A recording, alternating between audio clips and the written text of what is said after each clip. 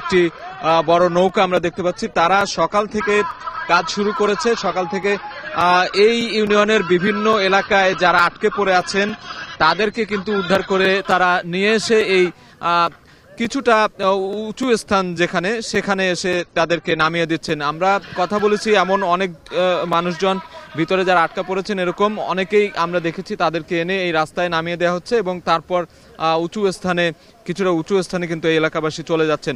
এখানকার যারা স্বেচ্ছাসেবী সংগঠনের যারা উদ্ধার কাজে নিয়োজিত আছেন তাদের সাথে আমরা কথা বলেছি। তারা যেটি বলছেন যে দিনব্যাপী তারা ওই উদ্ধার অভিযান চালাবেন এবং তারা বলছেন নৌকার সংকট, অর্থাৎ এখানে স্পিডবোট কিংবা আরও বড় বড় নৌকার যদি পর্যাপ্ত পরিমাণে থাকতো তাহলে এই উদ্ধার কাজ আসলে আরও বেশি সহজ হতো বলে তারা আমাদেরকে জানিয়েছেন। এবং তারা বারবারই কিছুক্ষণ পরপরই ভেতরে যাচ্ছেন এবং খোঁজ খবর নিয়ে দেখছেন কোথাও কেউ আটকে পড়া মানুষজন আছে কিনা, থাকলে তাদেরকে নিয়ে তারা নিরাপদে এখানে পৌঁছে দিচ্ছেন।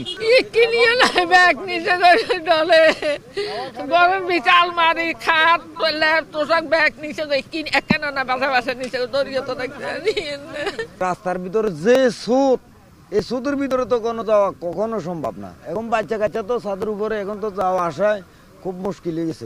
সবচেয়ে বেশি যেটা আমাদের জরুরি প্রয়োজন, আমাদের কিছু বোট প্রয়োজন, যেটা আমরা এখনো সাহায্য পাচ্ছি না। এই বোটটা আমরা ঢাকা থেকে সদরঘাট থেকে ভাড়া করে আনছি, সেই একটা বোট দিয়ে আমরা এই এলাকার পুরোটার মধ্যে রেস্কিউ করতেছি। এখানকার স্থানীয় যে ঘর বাড়িগুলো রয়েছে সেগুলো একেবারে টিনের চাল পর্যন্ত কিন্তু পানি উঠে গেছে আমরা দেখতে পাচ্ছি। ফসলের মাঠ বিস্তীর্ণ যেগুলো রয়েছে সেগুলো তো ভেসে গিয়েছেই। মানুষের ঘর বাড়ি, ইট ভাটা বা ব্যবসা প্রতিষ্ঠান সবগুলোই কিন্তু তলিয়ে গিয়েছে। এই ছিল ফেনীর থেকে সবশেষ। বানের জলে ভাসছে পূর্বাঞ্চলের লাখ লাখ মানুষ। কুমিল্লায় তীব্র স্রোতে গোমতী নদীর বাঁধ ভেঙে গেছে। চট্টগ্রামে বিভিন্ন এলাকা নতুন নতুনভাবে প্লাবিত হচ্ছে। নোয়াখালীতেও 20 লাখ মানুষ রয়েছেন পানিবন্দী অবস্থায়। এই বিষয়ে আমরা বিস্তারিত জানতে সহকর্মীদের সাথে যুক্ত হব। প্রথমেই যেতে চাই কুমিল্লায়। খালেদ, জানাবেন যে গোমতী নদীর বাঁধ ভাঙার পরে সেটি কতগুলো এলাকাকে প্লাবিত করেছে নতুন করে, পাশাপাশি যারা স্থানীয় ছিলেন তারা কি নিরাপদে সরে যেতে পেরেছেন কিনা?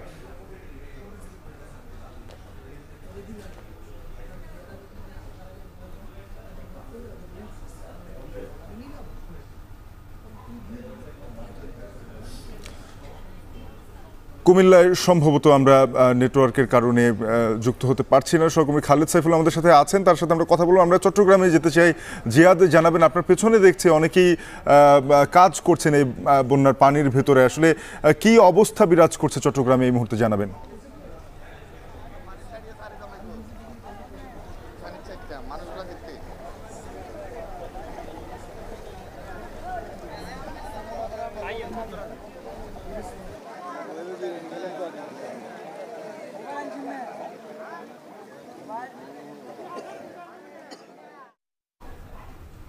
ভয়াবহ পরিস্থিতি আসলে চট্টগ্রামের যে অংশটি ফেনীর সাথে লাগোয়া, বিশেষ করে মিরসরাইয়ের বারিয়ারহাট, করারহাট, শান্তিরহাট, জামালপুর সহ একেবারে 12 নম্বর খৈয়াছড়াই ইউনিয়ন সহ এই পুরো এলাকা আসলে প্লাবিত হয়েছে। এবং চট্টগ্রামের ফটিকছড়ি, নাজিরহাট, আমরা হাটহাজারি, এই পুরো অঞ্চল প্লাবিত এবং আমরা মানুষের আসলে হাহাকার দেখছি। আপনি যদি আমার পেছনে একটু খেয়াল করেন, আমি যেখানে দাঁড়িয়েছি সেখানে হয়তো হাঁটু সমান পানিতে দাঁড়িয়েছি। এর পেছনে মাইলের পর মাইল এলাকা, একেবারে ফেনী পর্যন্ত পুরো এলাকা আসলে পানিতে ডুবেছে। আমরা এখানে যারা আসছেন আসলে শত শত হাজার হাজার মানুষকে আমরা দেখতে পাচ্ছি, শিশু, বৃদ্ধ, ঘরের গবাদি পশু কিংবা সহায় সম্বল মাথায় করে যার যতটুকু সম্ভব নিয়ে মাইলের পর মাইল পানিতে হেঁটে কোনো রকম তারা নিরাপদ আশ্রয়ের খুঁজে ছুটছেন। এখানে অনেকেই আছেন এ পর্যন্ত এসেছেন আসলে তার স্বজনকে উদ্ধার করার জন্য, কিন্তু স্বজনের খবর পাওয়া যাচ্ছে না। কারণ গত 2 দিন ধরে যেহেতু বিদ্যুৎহীন, সেহেতু এই পুরো এলাকাটিতে আসলে যোগাযোগ করা, মোবাইলের নেটওয়ার্ক নেই, পাশাপাশি অনেকের মোবাইলে চার্জ নেই, যার কারণে আসলে একেবারে কারোর সাথে যোগাযোগ করা পর্যন্ত সম্ভব হচ্ছে না। খাওয়া দাওয়া থেকে শুরু করে সব কিছুই বন্ধ। আমরা কথা বলেছিলাম যে প্রায় দোতলা পর্যন্ত কোনো কোনো এলাকায় পানি উঠেছে, একতলা তো অনেক আগেই গতকালকেই ডুবেছে এবং পানির পরিমাণ কিন্তু বাড়ছে এখানে এখনো পর্যন্ত। এখানে পানি নামার একমাত্র পথ যেটি ফেনীর যে মুহুরী প্রজেক্ট আছে, সেই মুহুরী প্রজেক্টের স্লুইস গেট হয়ে পানি নামে, সেটি জোয়ারের সময় বন্ধ থাকলে পানির পরিমাণ আরও বাড়ে। তো জোয়ারের কারণে, যেহেতু জোয়ার চলছে, সে কারণে কারণে এখানে পানির পরিমাণ কিন্তু উজানের পানির পরিমাণ আরও বাড়ছে। তবে স্বস্তির খবর, এখন রোদ উঠেছে, বৃষ্টি খুব একটা নেই। কিন্তু এখানে যেটি হয়েছে যে হাজার হাজার মানুষ, জেলা প্রশাসনের যে হিসাব, প্রায় 2 লাখ মানুষ চট্টগ্রামে পানিবন্দী হয়ে পড়েছে। ত্রাণ সহায়তার খুবই প্রয়োজন। আমি মানুষের সাথে কথা বলেছি, একেবারে অপর্যাপ্ত ত্রাণ সহায়তা। তারা আশা করছেন যে সারা দেশ থেকে মানুষ অন্তত এই অঞ্চলগুলোতে ছুটে আসবে। এই মুহূর্তে আসলে উদ্ধার কাজ চালানো খুবই প্রয়োজন। এখানে নৌকার অভাব দেখা দিয়েছে। মানুষ আমরা দেখছি যে ভেলাই করে প্লাস্টিকের ড্রামগুলো বেঁধে যারা বয়োবৃদ্ধ আছেন, নারী আছেন, তাদেরকে নিয়ে আসার চেষ্টা করছেন। আশ্রয় কেন্দ্রগুলোতে মানুষ অবস্থান নিয়েছে এবং এখানে মূলত এই মুহূর্তে তাদের জন্য ত্রাণ সহায়তা অর্থাৎ শুকনো খাবার সেটির বেশি প্রয়োজন এবং উদ্ধার কাজের জন্য উদ্ধার কর্মীর প্রয়োজন। বিশেষ করে দেশের বিভিন্ন অঞ্চল থেকে আসলে এই অঞ্চলগুলোতে যদি নৌকা নিয়ে আসা হয় তাহলে হয়তো খুব দ্রুত তাদেরকে উদ্ধার করে নিয়ে আসা সম্ভব হবে। আপনি দেখছেন যে হাজার হাজার মানুষ আসলে এই অবস্থায় পানিবন্দী হয়ে পড়েছে এবং আমরা যতটুকু খবর পেয়েছি যে হালদা, ফেনী, মোহরী নদীর পানি বিপদসীমার উপর দিয়ে প্রবাহিত হওয়ার কারণে চট্টগ্রামের হাটহাজারী সহ ফটিকছড়ির বিভিন্ন এলাকা নতুন নতুন করে প্লাবিত হচ্ছে এবং হাঁটু থেকে কোমর সমান পানিতে বলা যায় পুরো চট্টগ্রাম বিভাগটি আসলে বিপর্যস্ত অবস্থায় আছে। শাফিন গ্রাম থেকে ছিলেন খালেদ, আপনার কাছে যেতে চাই, আবারও জানাবেন যে গোমতী নদীর বাঁধ ভেঙে যাওয়ার পরে সেখানে নতুন করে প্লাবিত এলাকার পরিমাণ বেড়েছে কিনা, যারা দুর্গত রয়েছেন তারা এখন কি অবস্থায় আছেন? শাফিন, কুমিল্লার বরবরিয়া এলাকা বুড়িচং উপজেলার সেখানে কিন্তু গতকাল রাতে গোমতী নদীর বাঁধ ভেঙে যায় এবং সেটি ছোট থেকে আস্তে আস্তে বড় হতে থাকে এবং পানির প্রচণ্ড ব্যাগে করছে। আমি ঠিক পাশেই একটি গ্রাম মহিষমারা, সেখান দিয়ে কিন্তু পানিগুলো লোকালয়ে প্রবেশ করতে আমরা দেখছি যে প্রচণ্ড বেগে কিন্তু গোমতী নদীর যে পানি সেগুলো কিন্তু প্রবেশ করছে এবং এত বিস্তীর্ণ এলাকা প্লাবিত হচ্ছে, সময় সময় কিন্তু পানি সে লোকালয়ে প্রবেশ করছে এবং নতুন নতুন এলাকা প্লাবিত হচ্ছে। কুমিল্লার এই গোমতী নদীর ভাঙনের ফলে পাশে যে দুইটি উপজেলা, বিশেষ করে বুড়িচং এবং ব্রাউনপাড়া উপজেলার কয়েক লাখ মানুষ কিন্তু ইতিমধ্যে এই বন্যার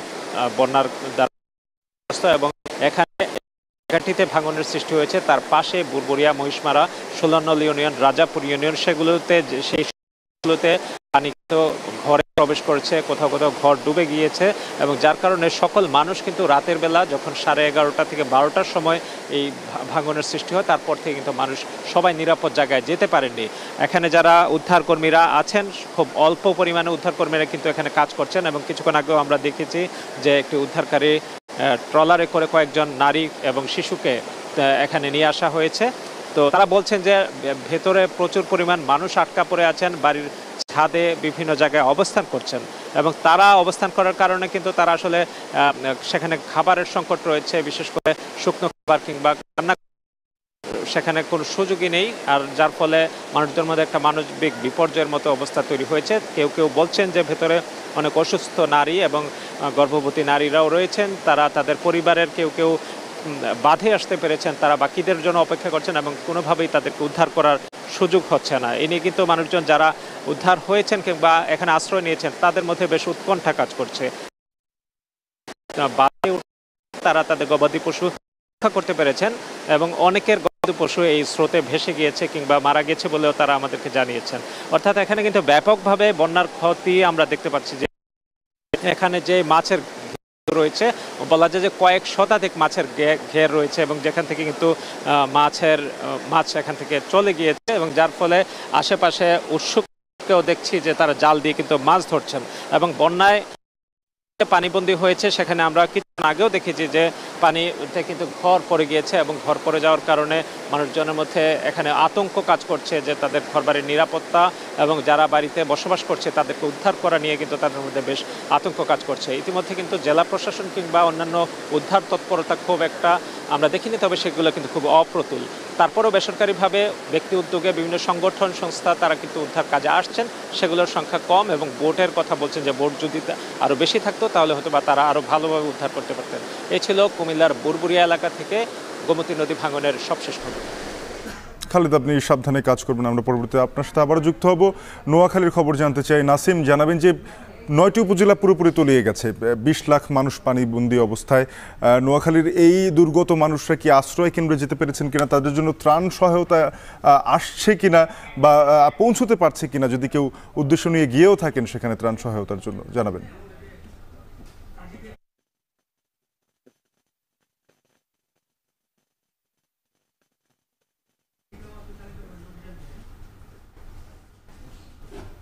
শাফিন, নোয়াখালীর 9টি উপজেলায় কিন্তু গত এক সপ্তাহ আগ থেকে পানিতে জলাবদ্ধতা নিমজ্জিত ছিল, যেটি গত 2 দিন আগেই কিন্তু বন্যায় রূপ নিয়েছে এবং এই বন্যায় কিন্তু নোয়াখালীর 9টি উপজেলা আবারও পানিতে ভেসে গেছে।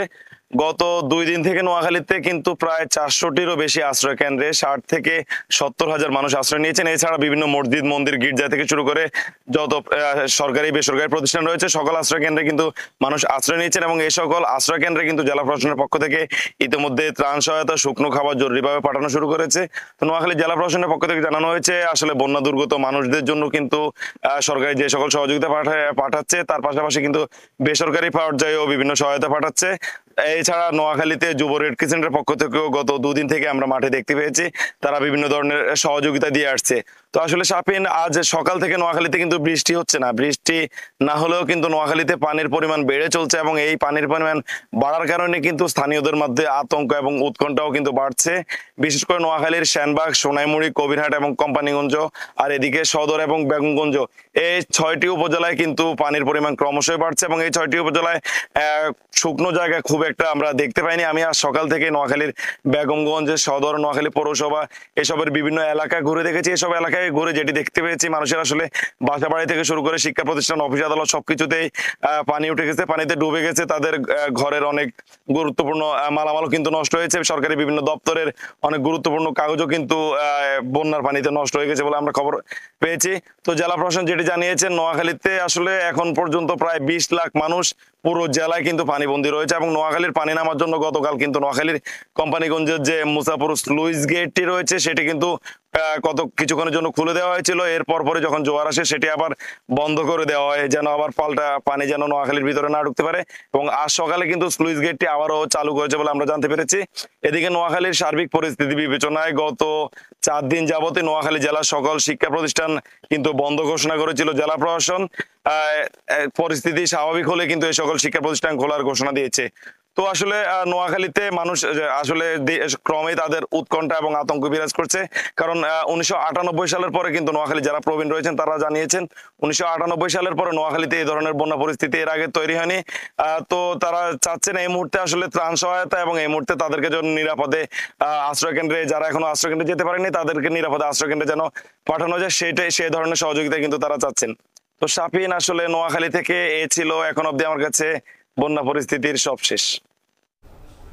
সহকর্মী নাসিম শুভ নোয়াখালী থেকে যুক্ত হয়েছিলেন, এর আগে খালিদ সাইফুল্লাহ কুমিল্লা থেকে এবং হুসাইন জিয়াদ চট্টগ্রাম মিরসরাই থেকে যুক্ত হয়ে জানাচ্ছিলেন বন্যা পরিস্থিতির সবশেষ খবর। এবারে আরও আপডেট জানতে আমরা বন্যা পূর্বাভাস এবং সতর্কীকরণ কেন্দ্রে যেতে চাই। সেখানে রয়েছেন সহকর্মী মাঝহার ইমন। ইমন, জানাবেন যে বৃষ্টি হচ্ছে না আজকে, দেখলাম যেই বন্যা দুর্গত এলাকাগুলো রয়েছে সেখানে যুক্ত হতে পেরেছিলাম। কি বলছে বন্যা পূর্বাভাস কেন্দ্র, তারা কি জানিয়েছে এই বৃষ্টি হবার ফলে পরিস্থিতি কিছুটা উন্নতি হতে পারে কিনা?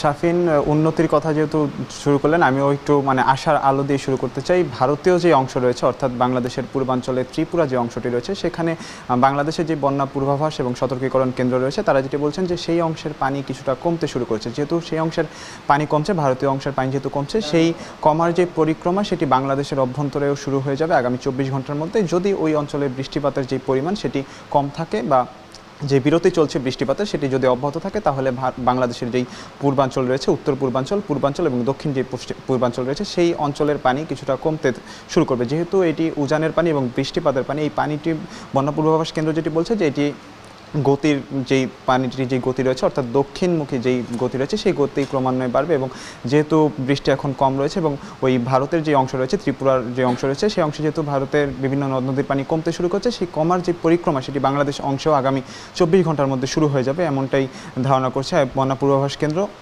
আর একটু কথা জানিয়ে রাখতে চাই, বাংলাদেশের যে উত্তরাঞ্চল রয়েছে, বিশেষ করে যেই আমাদের তিস্তা অববাহিকা রয়েছে, সেই অঞ্চলে যদি ভারতের অংশে পানি বৃদ্ধি পায়, সেই অংশটি বাংলাদেশে এসে বন্যার যে পরিস্থিতি তৈরি হতে 2 থেকে 3 দিন লাগে। কিন্তু পূর্বাঞ্চল অর্থাৎ ত্রিপুরা যে অংশ রয়েছে, সেই অংশে বাংলাদেশ এবং ভারতের একেবারে সংস্পর্শে হওয়ার কারণে সেখানে যে মানে ত্রিপুরা অংশে যখন বন্যা পরিস্থিতি তৈরি হয়েছে, সেখান থেকে বাংলাদেশ অংশ অর্থাৎ কুমিল্লা, ফেনী এই সমস্ত অঞ্চলে মাত্র 2 থেকে 3 ঘন্টা, সর্বোচ্চ 5 ঘন্টা সময় লেগেছে ওই ত্রিপুরা অংশের পানি বাংলাদেশে প্রবেশ করতে। সেক্ষেত্রে বোঝা যাচ্ছে যে একেবারে কতটা স্বল্প সময় ছিল বাংলাদেশের প্রস্তুতির যে বিষয়টা ধরা হচ্ছে বন্যার ক্ষেত্রে। তো এখন পর্যন্ত সবশেষ যে তথ্য রয়েছে আমাদের কাছে, যে বন্যা সতর্কীকরণ কেন্দ্র আমাদেরকে বলছে যে যেহেতু গত 24 ঘন্টার সময় ধরে বন্যা পরিস্থিতি স্থিতিশীল রয়েছে, সেক্ষেত্রে বোঝা যাচ্ছে যে আগামী 24 ঘন্টায় এই পরিস্থিতির আরও উন্নতি হতে পারে।